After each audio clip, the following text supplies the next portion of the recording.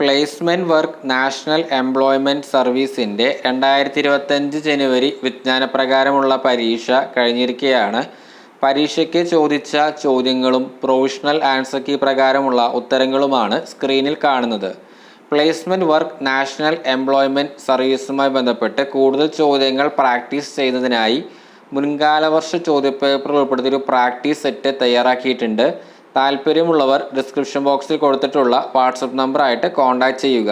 ഡിപ്പാർട്ട്മെൻറ്റുമായി ബന്ധപ്പെട്ട കൂടുതൽ അപ്ഡേറ്റ്സിനായിട്ട് ടെലഗ്രാം ചാനലിൽ ജോയിൻ ചെയ്യാവുന്നതാണ്.